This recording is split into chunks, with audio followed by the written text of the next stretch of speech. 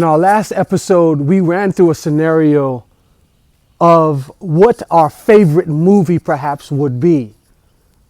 And then I gave you an idea as to how to break that down so that you can see that in a movie, a real live action film, there has to be certain components in order for the film to become successful. It didn't become your favorite film on a fluke.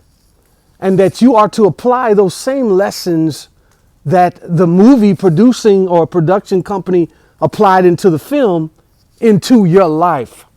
We talked about, on a scale from 1 to 10, what was the wow factor of that film? We talked about, would you ever get tired of seeing that film? Then I asked you, what would it take to create such a dynamic film? And we talked about money being the number one thing that it would require. Then we talked about top performing actors. We talked about careful planning, a script, and we talked about location.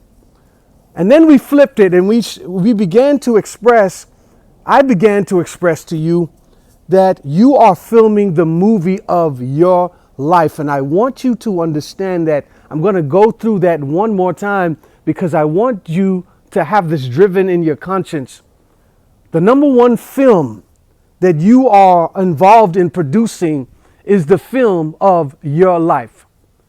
You are engaged in making sure that what you're doing with your everyday actions is putting you in the best position to produce a final product that is satisfactory.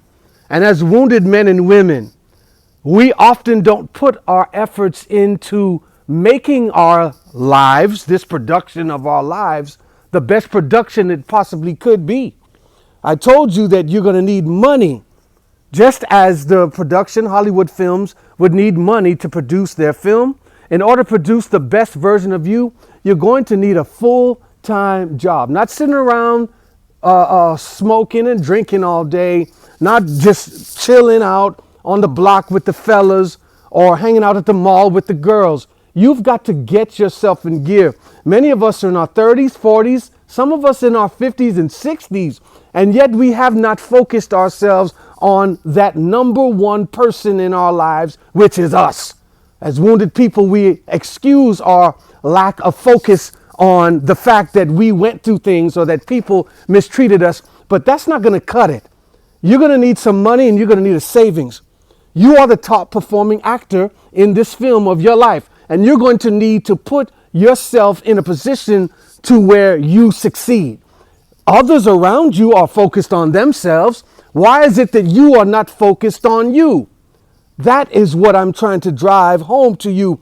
It's going to require careful planning, a script. You're going to have to write out some things and think of some things in order to put certain things in motion.